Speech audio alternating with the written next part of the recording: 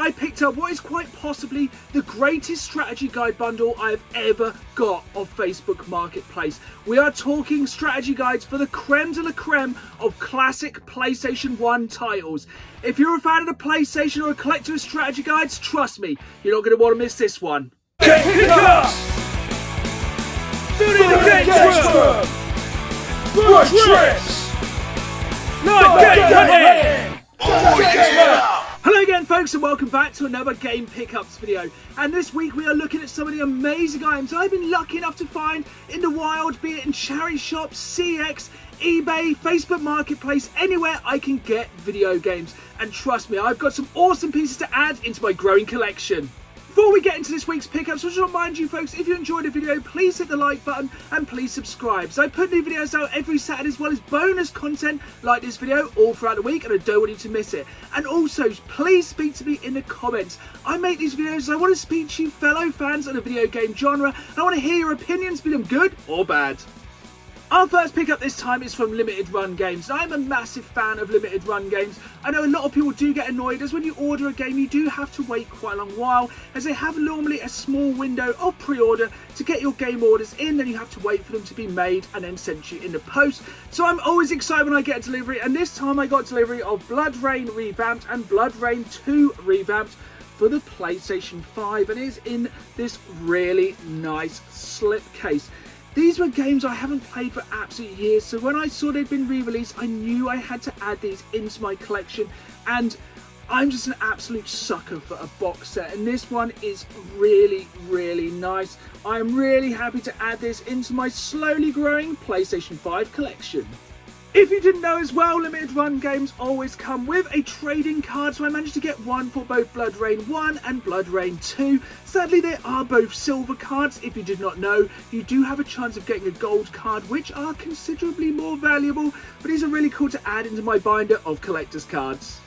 But that's not the only thing I got from Limited Run this time. If you didn't know, recently a lot of games that Limited Run have been releasing have also been released by Best Buy in America, but this time with alternate covers, which is a bit of a shame for us Brits, as Best Buy does not ship to the UK.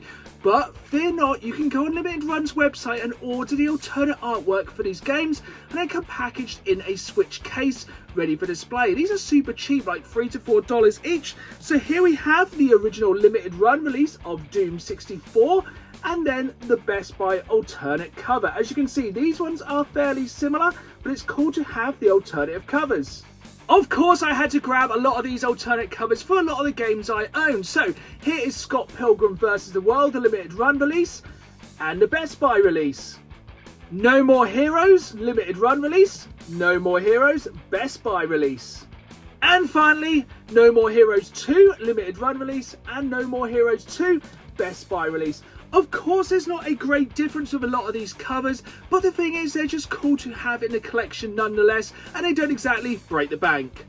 The important thing to remember though is these are the exact same games you are buying from Limited Run. They just have an alternate cover if you're buying them from Best Buy, and normally the original Limited Run releases are the ones that hold more value. And remember, they're not doing this for every single Limited Run release, so it's always worth getting that pre-order in if there's a game you really want.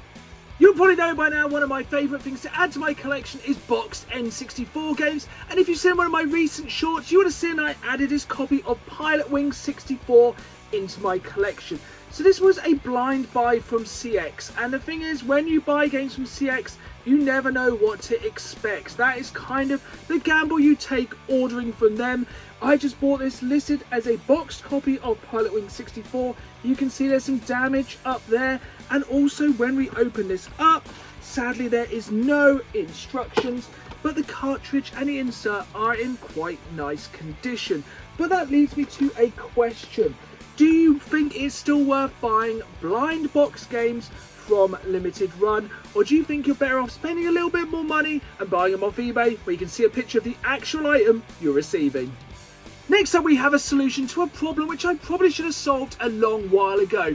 So recently I was sent this charging dock from Oivo, for the Xbox One, and this works for every single controller for the Xbox One and Xbox Series X. That is because the annoying fact is your Xbox One controllers normally take a set of batteries, and nothing is worse than trying to find these batteries when you're in the middle of a game. That's why for some reason I have taken this long to get a charging dock, so I was really happy when I was sent this one to review on the channel. Let's jump into unboxing this charger dock, and as you can see, this thing is compatible with all the major Xbox controllers. And one thing that strikes me straight away is this thing is pretty heavy. Normally some of these kind of charging docks can feel a little bit lightweight and cheap. This one feels pretty good. So let's jump inside, and the first thing we need to pull out is the actual charging dock itself. As you can see here, it has space to charge up not one but two controllers at once, and just plugs into charge on the back of the unit. I think this is going to look super nice set up with our game setup. One of the advantages of this dock is the fact it comes with two battery packs. That means we can be playing with one controller while we're charging our second controller, so the gaming never has to end.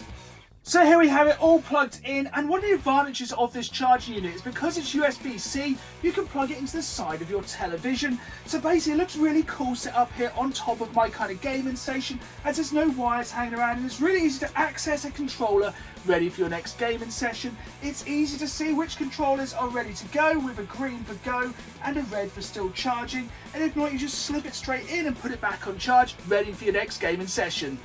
Overall, I think this is a smashing little charging dock. It's going to save me a fortune in batteries, and it's really cool it works for both the Xbox One and the Xbox Series X. So when I do make the step up to the next gen, I'll be able to charge my controllers for both of the Xboxes at once. If you saw my last video, which proved that I would look for video games everywhere, you may have noticed that at the end in the pickups I missed out 2 PlayStation 1 games.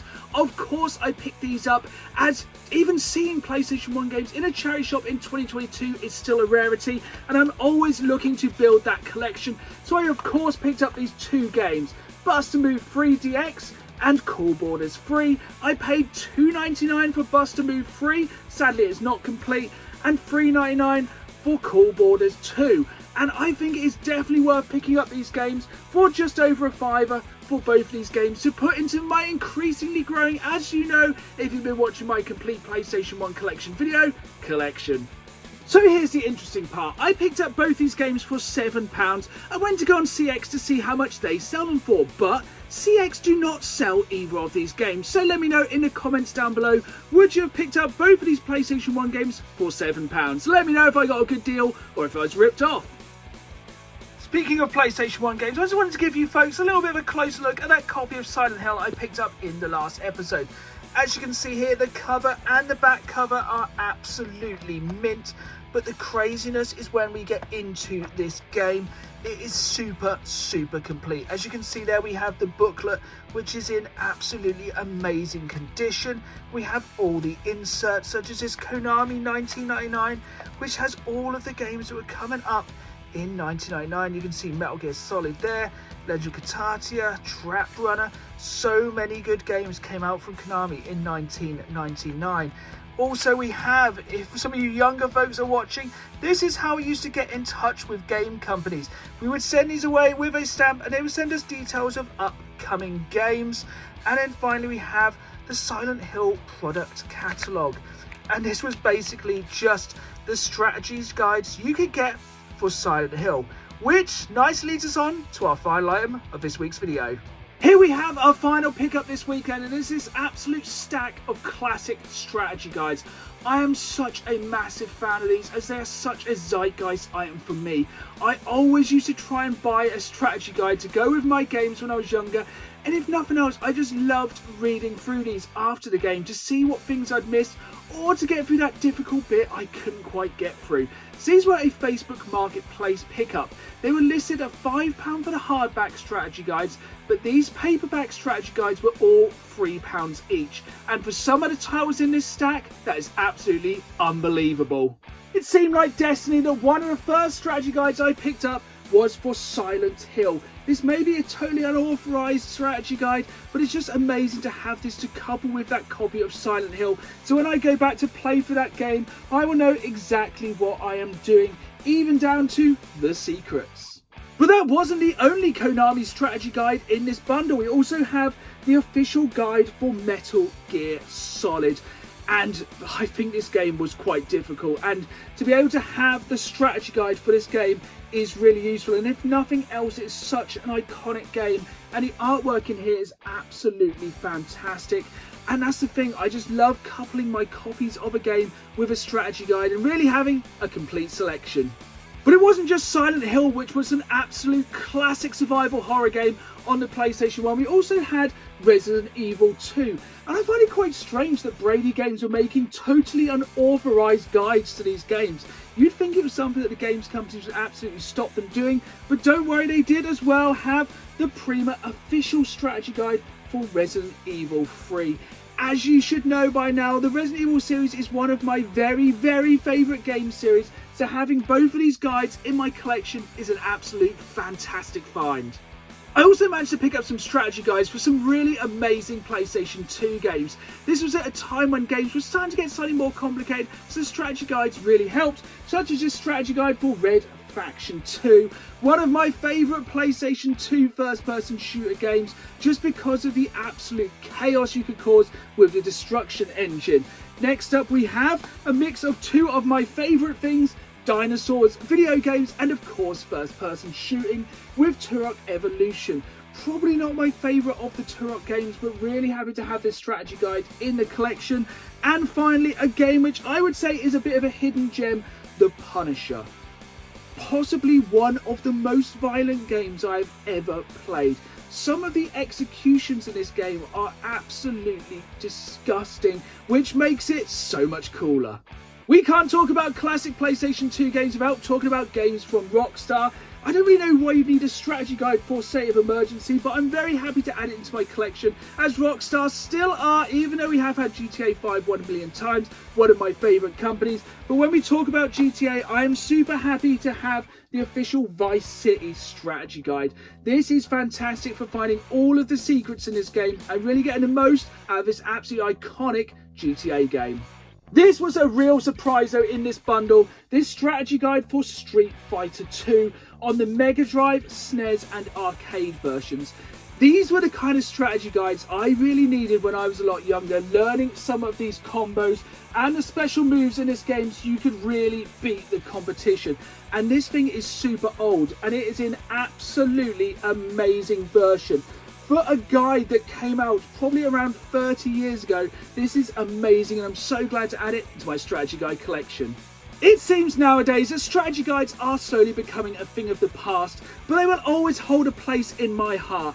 If I was playing through the game, I'd be looking through there. If not, if I was playing co-op with a friend, I'd sometimes just flick through. Even if we weren't playing the game, I just loved being surrounded by all things video games growing up. And just being able to read about your favourite video games, even if you aren't playing them, was fantastic. Sadly, these are slowly disappearing as games just get updated now. Some of these guides can be like obsolete before they're even out, but I just love having them into the collection. I understand they're not everyone's cup of tea, they take a lot of space, but I, for one, absolutely love them.